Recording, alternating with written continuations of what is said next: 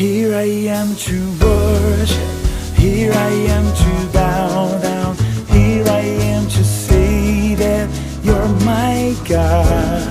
You're altogether lovely, altogether worthy. 할렐루야. 12월 16일 목요일 아침입니다. 오늘도 빈틈없는 동행으로 주님과 함께 하시는 하루가 되시길 소망합니다. 이 시간에 함께 찬양하며 아침을 열어가겠습니다.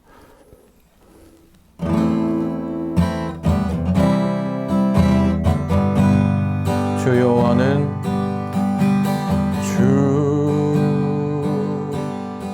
여호와는 광대하시도다.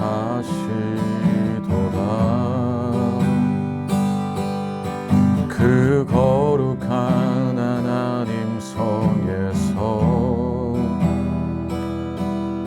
찬양할지어다.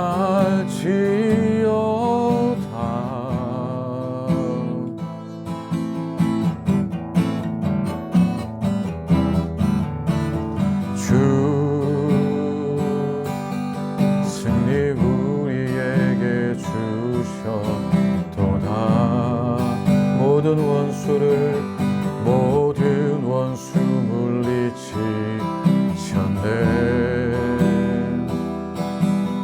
엎드려 절하세.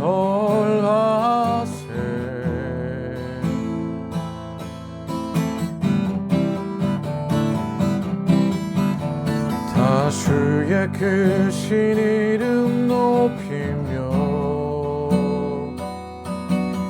우리에게 행하신 위대한 일 감상하세. 오 주의 신실하신 그 사랑 온 땅과 하늘 위에 계셔 홀로 영원하신 이름. 다주의 크신 이름 높이며 다주의 크신 이름 높이며 우리에게 행하신 위대한 일 감사하세. 오 주의 신실하신 그 사랑 온 땅과 하늘 위에 계셔 홀로 영원하신 이름. 온 땅과 하늘 위에 계셔 홀로 영원하신 이름.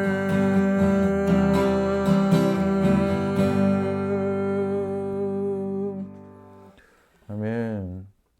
오늘 주님이 우리에게 주시는 말씀은 욥기 35장 1절부터 16절까지의 말씀입니다. 욥기 35장 1절부터 16절까지의 말씀. 엘리후가 말을 이어 이르되 그대는 이것을 합당하게 여기느냐? 그대는 그대의 의의가 하나님께로부터 왔다는 말이냐? 그대는 그것이 내게 무슨 소용이 있으며 범죄하지 않는 것이 내게 무슨 유익이 있겠느냐고 묻지만은 내가 그대와 및 그대와 함께 있는 그대의 친구들에게 대답하리라. 그대는 하늘을 우러러보라. 그대보다 높이 뜬 구름을 바라보라. 그대가 범죄한들 하나님께 무슨 영향이 있겠으며 그대의 악행이 가득한들 하나님께 무슨 상관이 있겠으며 그대가 의로운들 하나님께 무엇을 드리겠으며 그가 그대의 손에서 무엇을 받으시겠느냐. 그대의 악은 그대와 같은 사람에게나 있는 것이요 그대의 공의는 어떤 인생에게도 있느니라. 사람은 학대가 많음으로 부르짖으며 군주들의 힘에 눌려 소리치나 나를 지으신 하나님은 어디 계시냐고 하며 밤에 노래를 주신 자가 어디 계시냐고 말하는 자가 없구나. 땅의 짐승들보다 우리를 더욱 가르치시고 하늘의 새들보다도 우리를 더욱 지혜롭게 하시는 이가 어디 계시냐고 말하는 이도 없구나. 그들이 악인의 교만으로 말미암아 거기에서 부르짖으나 대답하는 자가 없음은 헛된 것은 하나님이 결코 듣지 아니하시며 전능자가 돌아보지 아니하심이라. 하물며 말하기를 하나님은 배울 수 없고 이래 판단하심은 그 앞에 있으니 나는 그를 기다릴 뿐이라 말하는 그대일까 보냐. 그러나 지금은 그의 진노하심으로 벌을 주지 아니하셨고 악행을 끝까지 살피지 아니하셨으므로 욥이 헛되이 입을 열어 지식 없는 말을 많이 하는구나. 아멘. 오늘 본문은 욥을 향한 엘리후의 세 번째 변론입니다.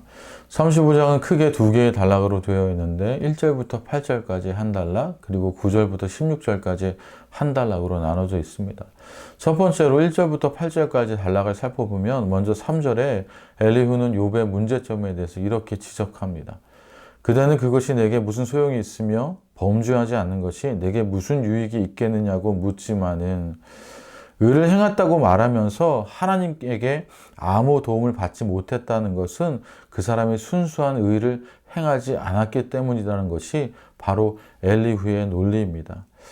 욥이 실제로 또한 의인이었다고 가정해 보아도 마찬가지입니다.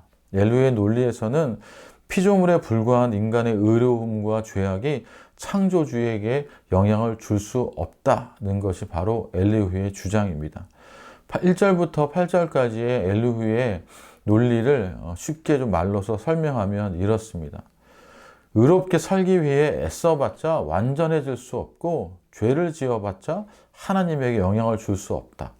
인간이 아무리 뛰어봤자 하늘에 닿을 수 없듯 우리가 아무리 의롭게 살려고 노력해도 하나님의 영광에 도움을 줄 수가 없다.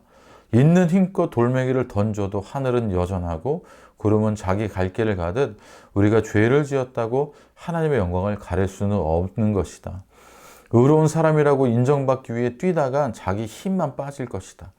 돌멩이를 던지듯 하나님을 거역하고 죄를 지어봤자 던진 돌멩이가 얼굴로 떨어지듯 죄의 열매로 인해 괴로워할 것이다. 욥이여, 당신이 뭐 그리 대단합니까? 하나님의 영광에 더할 것 하나 없고 가릴 것 하나 없는 피조물일 뿐입니다.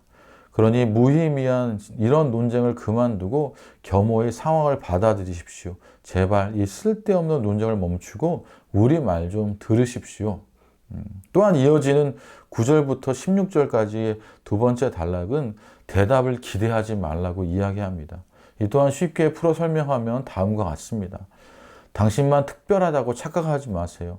학대당하는 사람이, 학대받는 사람들이 천지에 널려 있습니다. 당신의 비명은 그중 하나일 뿐입니다. 다른 사람들보다도 당신 비명을 먼저 들어주시고 응답해 주셔야 한다는 것은 당신의 교만입니다. 사실 그것이 하나님의 탓입니까? 부르짖는다는 사람들 중에서 하나님 마음을 헤아리며 겸손히 무릎을 꿇는 이가 없습니다. 그것은 짜증과 원망의 비명을 지르는 것이지 기도가 아닙니다. 비록 지금은 밤이지만 그럼에도 나는 하나님의 영광과 사랑을 노래하겠다고 고백하는 사람을 보지 못했습니다. 찌르면 아프다고 울부짖는 짐승과 지혜가 있는 인간은 달라야만 합니다. 마냥 소리치는 입을 이제는 닫고 하나님이 주시는 지혜를 통해 상황을 받아들이고 찬송해야 합니다. 하나님이 보이지 않으니 오셔서 상황을 설명해 줄 때까지 고개를 돌리고 있겠다고 하면 안 됩니다. 하나님이 지금 당신의 신성 모독을 참고 계시는데 하나님께서 그렇게 참아 주실 때 회개해야 합니다. 입이 있다고 아무 말이나 내뱉지 마십시오.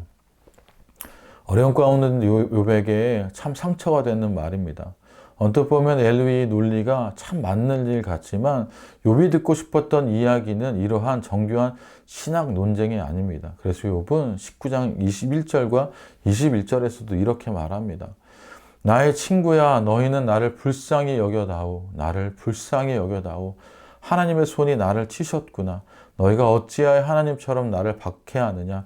내 살로도 부족하냐. 욥은 고통의 중심에서 정교한 신학 논쟁보다 함께 있어주는 사랑을 원했습니다.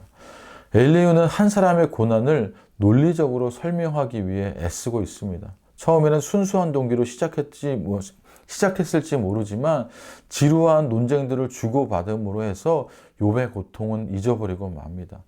이해되지 않는 상황을 어떻게 납득해야 할지 고민하는 논리의 게임만 남아 있습니다. 그래서 결국 그는 욥을 위로하러 왔다가 정죄만 하고 있습니다. 더욱이 엘리후의 논리는 굉장히 치밀한 것 같지만 사실과도 다릅니다. 하나님은 하늘과 같고 구름과 같은 분이 맞습니다. 하지만 그럼에도 1장 8절에서 사탄에게 욥을 자랑하셨던 분이 바로 우리 하나님이십니다.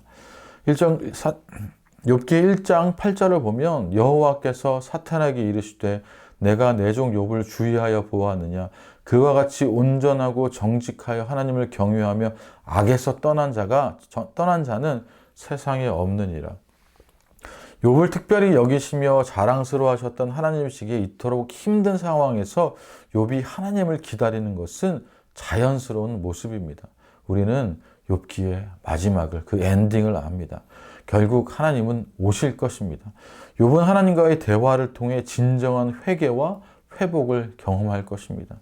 나아가 이사야 64장 1절이 말하듯 주님께서 하늘을 가리고 강림하셨습니다. 또한 요한계시록 1장 7절에서 말하듯 그가 구름을 타고 오실 것입니다. 뛰어도 닿지 못하던 하늘이 우리에게 내려옵니다. 구름이 우리에게 임합니다.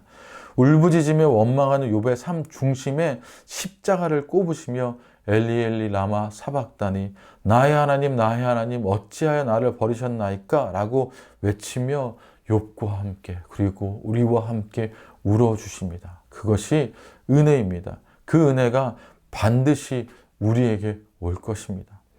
오늘도 우리는 기도할 수 있습니다. 의심해도 아파도 외로워도 기도할 수 있습니다.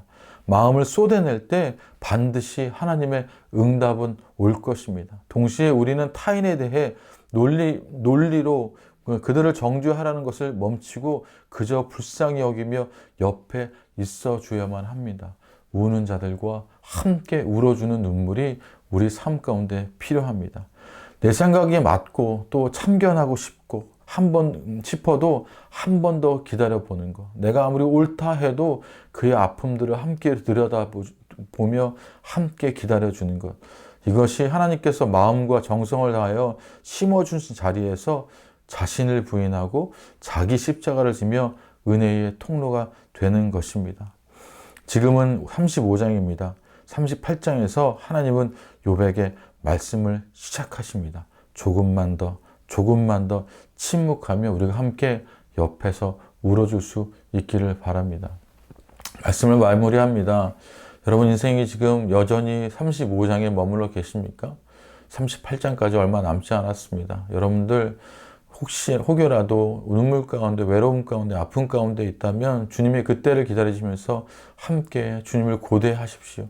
그리고 우리 주변에 아파하는 사람들, 고통 가운데 있는 사람들이 있다면 그들과 함께 그들의 어깨를 다독이고 어깨를 감싸 안으며 함께 울어주는 눈물들이 우리들 가운데 있기를 소원해 봅니다.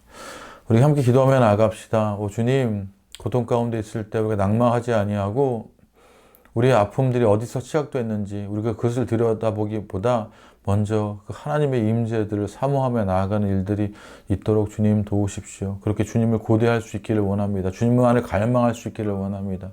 그리고 주님, 고통 가운데 있는 우리의 이웃을 우리가 그렇게 마음껏 품을 수 있는 성령님의 은혜가, 위로가 우리들 가운데 먼저 넘쳐날 수 있기를 원하오니 주님 도와주십시오. 그렇게 함께 기도해 주십시오. 그리고 푸른나무교회 모든 사역자들과 모든 중직들, 또 리더십들을, 정원지기들을 위해서 함께 기도해 주십시오. 우는 자들과 함께 울라는 주님의 말씀처럼 그러한 리더들이 될 수 있도록, 그런 사역자들이 될 수 있도록 여러분들 함께 교육자들, 또 정원지기들, 중직들, 리더십들을 위해서 함께 기도하시기를 부탁드립니다. 우리 함께 기도하며 나아갑시다.